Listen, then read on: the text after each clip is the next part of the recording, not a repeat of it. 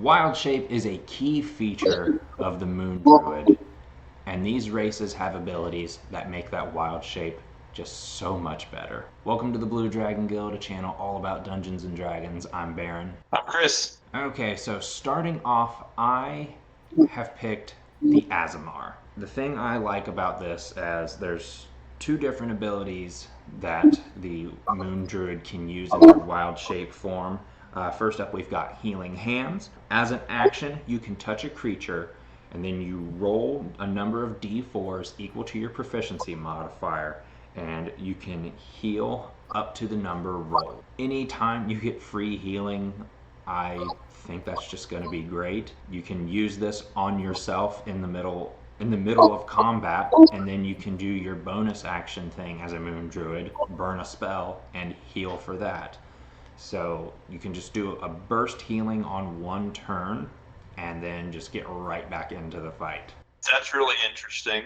That I knew about the healing, like the burning slot thing. I would have never thought about the healing hands. That's pretty insane to still be able to do that in a wild shape, since it's not actually a spell. I know. Love it. Next, I've got the Celestial Revelation. The two things I'm looking at in this is the Necrotic Shroud and Radiant Consumption. They both do a pretty similar thing. There's only one difference between them. So as a bonus action, you can activate your Necrotic Shroud or your Radiant Consumption. This is going to give you some extra damage to one target equal to your proficiency bonus. I like that it goes off the proficiency bonus, because that is something that grows with you as your character levels up. Necrotic Shroud does necrotic damage, Radiant does radiant damage, and the big difference with the two of them, I actually think that the Necrotic Shroud is just a step above the Radiant Consumption. Whenever you activate Radiant Consumption, you glow in a radius of 10 feet. That's good in very niche situations where you need some light, but the Necrotic Shroud has a little bit of battlefield control, a little bit of debuff, and that is thanks to the Frightened condition. Whenever you activate your Necrotic Shroud, creatures other than your allies within 10 feet of you, they have to make a saving throw or become frightened. And we all love Frightened. It gives them disadvantage on ability checks and attack rolls, and they can't move closer to your Moon Druid while they're frightened. I just think that these two abilities, the Healing Hands and then your Celestial Revelation, I think those just stack really well with what the Moon Druid is doing. So Chris, what do you have for us? All right. Yours was very well thought out.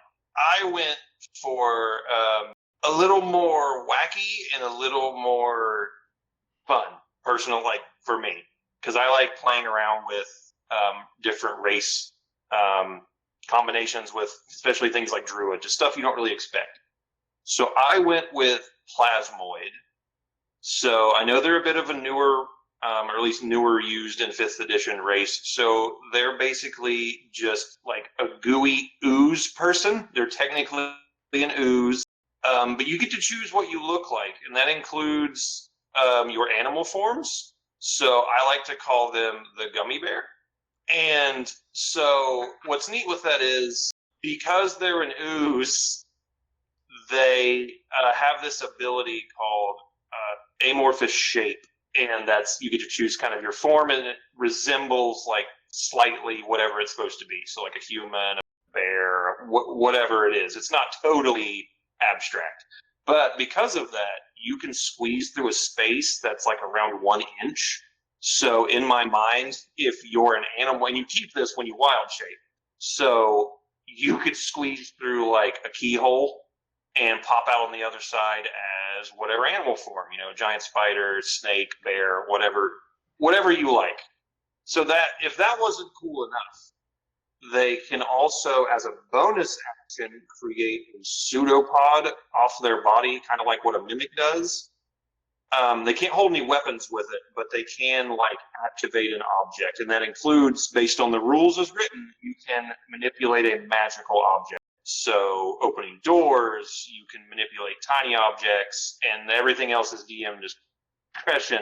But the fact that you basically have almost like a mage hand coming off of your body in wild shape to do, sky's the limit with in or out of combat. And I think that's extremely cool. And it's a bonus action. And I would have to look to be sure. I'm pretty sure it's like you can create it and do the thing as part of the same bonus action. That might be incorrect. Regardless, a bonus action in wild shape to do something that you don't actually have to have hands for. Like, that's super cool. And it's just a really neat flavor and a really neat addition to a race that's just wild and weird. And I think that's really cool to do it as a druid. That is absolutely obscene, and I love it. The Gummy Bear Moon Druid. I mean, I think it's important to note that if you read the rules of Wild Shape, some DMs may not let you do things like that because you do take on the form of that bear, of that creature that you're changing into. So if you're wanting to try this, please check with your DM before you just go and make the character. They may not be on board with that, and that's okay. Oh, yeah. So next for me is the Hobgoblin. This is another Mordenkainen's race revamp. The big thing that I'm looking at here is their ability Fey Gift.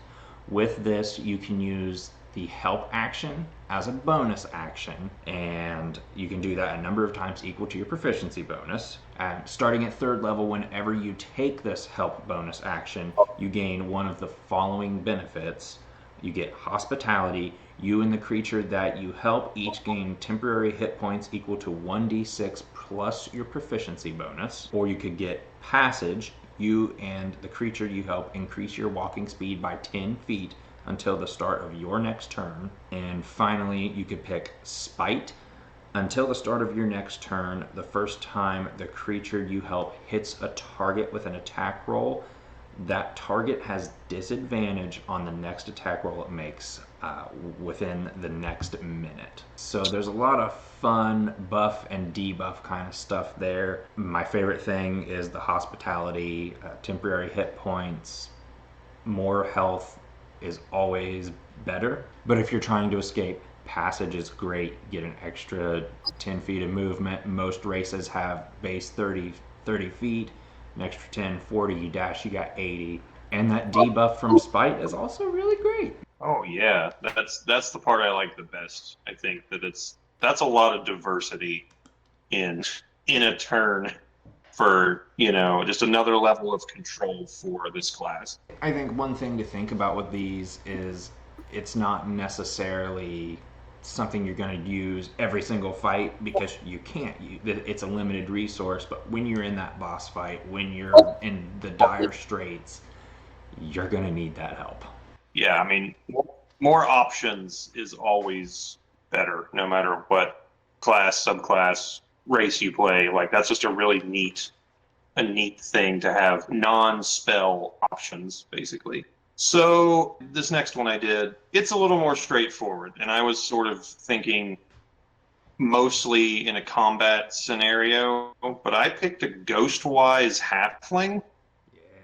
So they're just a really neat sort of, subset of Halflings. They have a lot of really cool abilities. But for the Moon Druid, the two that I'm sort of comboing together is the Lucky ability, so they can re-roll an attack, but they have to take the re-roll. And also they have a Brave ability, which gives them resistance to being frightened. In my scenario, if you're doing more of the tank style build where you're a bear or just a big heavy duty creature, or maybe you just get surrounded and you get forced into that role, you get to re-roll an attack. That's fantastic, especially when you get multiple attacks in your form, as well as that resistance to being frightened from, things like the dragon and a lot of creatures can do that sort of nasty bit that make you frightened. And I think when you're stuck up there in combat, that's a really essential thing to help out your party.